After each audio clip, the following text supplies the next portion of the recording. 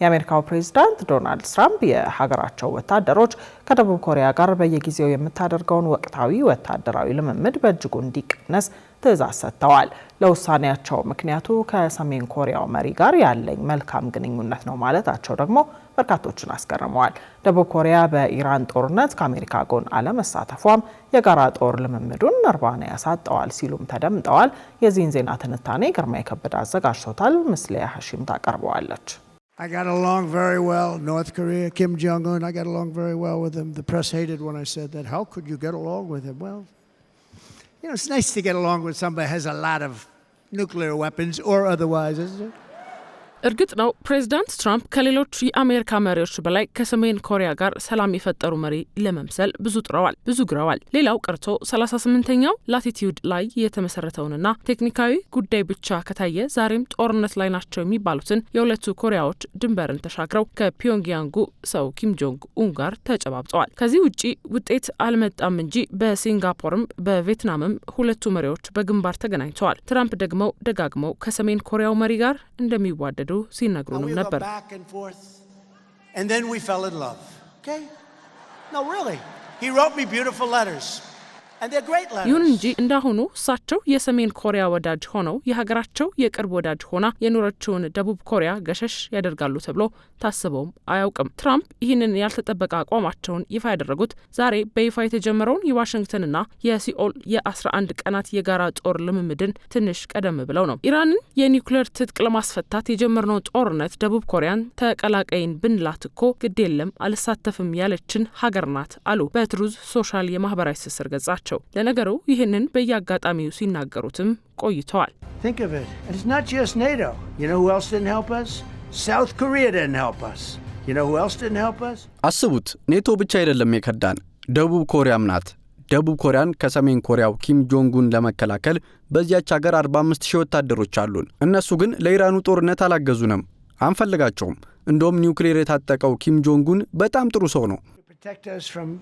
Kim Jong-un, who I get along with very well, as you know. Do you notice he said very nice things about me? እንደገና ደግሞ በለጠፉት ጽሑፋቸው ይሄ የጦር ልምምድ ከፍተኛ ወጪ የሚያስወጣ ነው፣ በግልጽ እንደሚታወቀው ደግሞ ወጪው የኛ ነው፣ ስለዚህ ይሄ የጦር ልምምድ አያስፈልገንም ብለዋል። ፖለቲካና ዲፕሎማሲውን ሁሉ በንግድ ትርፍና ኪሳራ መልክ ያሰላሉ ወይም እንግሊዝኛውን ከተዋስን በእጅጉ ትራንዛክሽናል ናቸው ተብለው በግልጽ የሚታሙ ትራምፕ ሀገራቸው ለዚህ የጦር ልምምድ የወጣው ወጪ አይደለም በኮሪያ ልናስደምረው ለሰፈሩት 28500 የአሜሪካ ወታደሮች የሚወጣው ወጪ ሲያብሰከስካቸው ነው የኖረው። ለዚህም ነው ገና በመጀመሪያው የስልጣን ዘመናቸው ሲኦል የእነዚህን ወታደሮች ወጪ ሙሉ በሙሉ ወይም ቢያንስ በከፊል እንድትሸፍን የጠየቁት።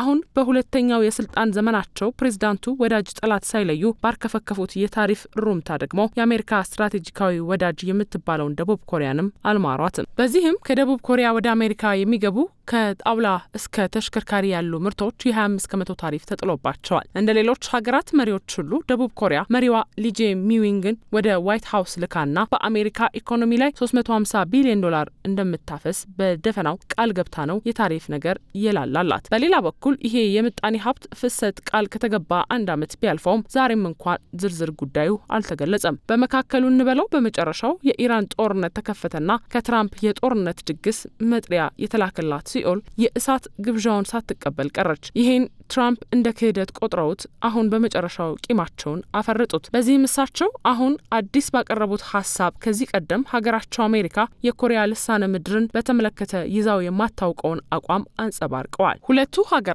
የሚያደርጉት የጦር ልምምድ ሰሜን ኮሪያን አንዳች ክፉ እንድታስብ የሚያደርግ የጦር አውርድ ጸሎት ነው። እናም የጦር ልምምዱ የለም እስኪባል ድረስ በእጅጉ ሊቀነስ ይገባዋል ብለዋል። እንደውም ጊዜው በጣም በመርፈዱ ነው እንጂ ዛሬ የተጀመረውን የጦር ልምምድ መሰረዝ ያልተቻለው ሲሉም ተደምጠዋል። በሌላ በኩል የጦር ልምምዱን እያስተናገደች ያለችው ደቡብ ኮሪያ መሪዎች ከአይገመቴው ፕሬዝዳንት ጋር ከአንዳች መግባባት ለመፍጠር ላይታች እያሉ ነው። አሁን ትራምፕ የሰጧቸውን አስተያየቶች እየመረመሩ ነው ይላል አንድ ዘገባ። የቅርብ ተንታኞች እንደሚሉት አሁን ትራምፕ የያዙት አቋም ለደቡብ ኮሪያ እርግማንም በረከትም ነው ይዞ ሊመጣ የሚችለው። እርግማኑ ውጥረት በነገሰበት የኮሪያ ልሳን ምድር ሲኦል ከፒዮንግያንግ ሊሰነዘር የሚችለው ጥቃትን ብቻዋን እንድትከላከል ሊያደርጋት ይችላል። ይህ የሚሆነው ትራምፕ የጋራ ልምምዱን ከመሰረዝ በተጨማሪ በዚያ ያሉትን የአሜሪካ ወታደሮች ሊያስወጡ የሚችሉበት እድል ስላለ ጭምር ነው። በረከቱ ደግሞ አሜሪካና ሰሜን ኮሪያ ወዳጅነት የሚመሰርቱበትና ፒዮንግያንግ በሲኦል ላይ ያላት ጥላቻ ሊያበርድ የሚችልበት አጋጣሚም ሊኖር ይችላል ብሎ ማሰብ አይከፋም። እንደውም ትራምፕ ከኪም ጆንግ ኡን ጋር ስላላቸው የሞቀ ወዳጅነት የገለጹበት ቀድመን በጠቀስነው የማህበራዊ ትስስር ገጽ ጽሑፍ ፕሬዚዳንቱ በፈረንጆቹ 2019 ከኪም ጆንግ ኡን ጋር አብረው የተነሱትን የቆየ ፎቶ ይዟል። ምንም እንኳን ፎቶ አነሳሳቸው በራሱ የሁለቱን መሪዎች ወዳጅነትና ፍቅር ባያሳይም